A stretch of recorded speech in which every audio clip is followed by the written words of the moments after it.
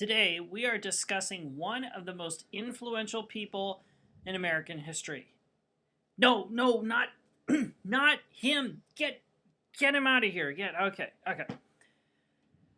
The person we're really discussing is Andrew Jackson, one of the most influential presidents that we have had in our 200 plus years of having presidents.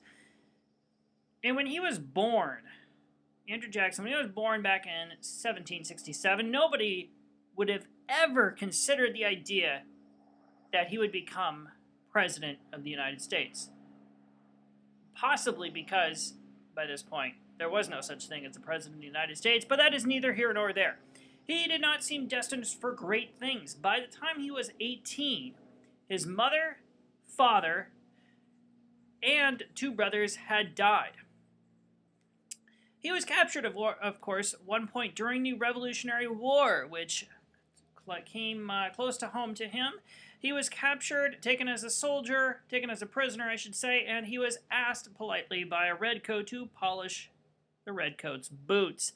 Andrew Jackson refused, and keep in mind, Andrew Jackson was 14 years old. Andrew Jackson refused this soldier, and the soldier, of course, then took his sword and then slashed him and gave him a wound that he would have for the rest of his life.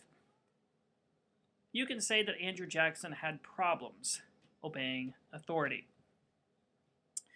After the war, he moved to Tennessee, and when he was in Tennessee, he began to study law, and then eventually he went into politics. People discovered that he was a natural leader. He had the ability to get other people to do what he wanted, and he had that ability, that natural element that would get people, that when he led, people would follow. And one thing about him, of course, he had a fiery temper. He could just explode with rage at any given moment. Never knew why, never knew how, never knew it was coming. He had a temper. At one point, when he was a young man, he and some friends were traveling through the backwoods, and while they were traveling the backwoods, Jackson heard the sound of some birds. And he realized that the sounds were actually not birds, but were coming from Native Americans. He led his group away, and they, of course, then lived happily ever after. Another group of people came shortly thereafter. They did not recognize that the sounds came from Native Americans, and they decided to camp, spend the night, and of course they were hacked to pieces by the Native Americans, and their scalps were kindly removed. As you can see, Andrew Jackson never fully trusted the Native Americans. He never really fully got along with them, and this would have some very serious consequences for Jackson's presidency and for the future of the United States of America. To give you another sense of Jackson's rage and his temper, there were a couple of instances when he was involved with duels with other people. At one of the duels, he actually shot and killed another man. In another case, he was shot, and actually the mercury that was in the bullet never fully got out of Jackson's system, which might account for some of Jackson's rage, that he might have been in pain for his entire life. Or he might have just had a really, really bad temper. Part of his life that is a little less rage-filled was his marriage. When Jackson was in his early 20s, he fell in love with a woman named Rachel Donaldson.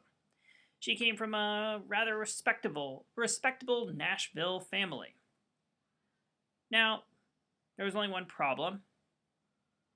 She was already married. She and her then husband had actually separated, and they were supposed to be divorced, but the man never really got around to filing the paperwork to get divorced, so she was still technically married when she and Jackson got married. This was going to be ammunition for his political opponents, and they would gladly use that against Andrew Jackson for the rest of his life. And this problem, this scandal, this whole scandal that this situation caused would plague Andrew Jackson and Rachel Donaldson for the rest of their lives.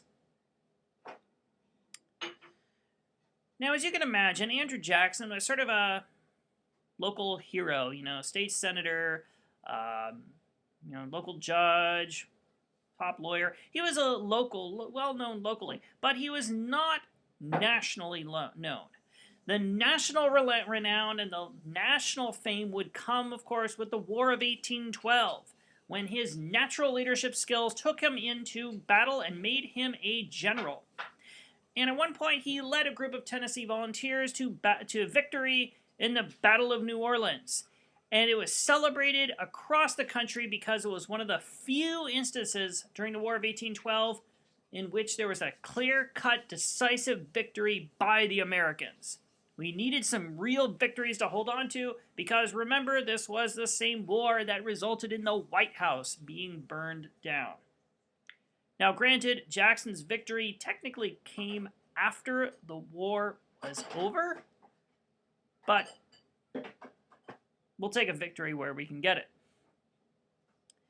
After the war, Andrew Jackson once again got into some controversy because you can't really get through Andrew Jackson without any sort of controversy. He's always firing up people. People either love him, they hate him, they think he's a great hero, they think he's a villain. He stirs up controversy wherever he goes.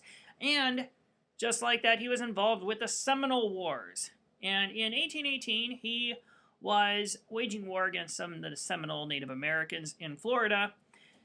And at one point, President James Monroe sent him a message, do not invade Florida. So naturally, Andrew Jackson invaded Florida. And he, of course, was not obeying orders because this is Andrew Jackson. You should not expect Andrew Jackson to obey any orders of any kind. He invaded Florida, but President Monroe did not rebuke him, did not say, you should be relieved of command. And because of that, shortly thereafter, Spain realized it was hopeless holding on to Florida, because by this point we had not owned Florida, and Spain gave us Florida as a result. And retirement communities around the world thank Andrew Jackson for boosting their business to this day. So as you can see, this is where, shortly after this, we will get into Andrew Jackson's two most famous presidential elections. But as you can see, the thing about Andrew Jackson that we'll talk about later is really has nothing to do with what he did or accomplished. It really, with Andrew Jackson, it's about who he is as a man, who he is as a human being. He embodied a new kind of leader. Before Andrew Jackson, you had to show that you were the educated elite, that you were superior to everyone else, that you didn't need to associate with the rebel-rouser. But with Andrew Jackson, he was the rebel-rouser. He embodied the common man. He lived the life. He was the one who, of course, saw his family members die during the Revolutionary War. Someone who had fought Native Americans for decades. He embodied the sort of frontiers person, the rough and tumble, coming from poverty, working hard, strapping by. Jackson embodied that. And the way that Andrew Jackson changed the presidency, as we will talk later on, was that after Andrew Jackson, you had to prove that you were a man of the people. And that is something that exists in politics even to this day. You can never appear to be too disconnected from ordinary folks. And if you do come across as too disconnected from ordinary folks, you will lose the election. And that is the way in which Andrew Jackson has permanently changed the character of the presidency. And you can see it's not what Jackson has done, because Jackson did some things that were good, but some things that were horrible beyond belief. And responsible for things that were horrible beyond belief. So it's really about who he was. And that concludes today's lesson. I wish you a good afternoon, and I will see you in class tomorrow. Unless it is the weekend, in which case I will see you in class on Monday.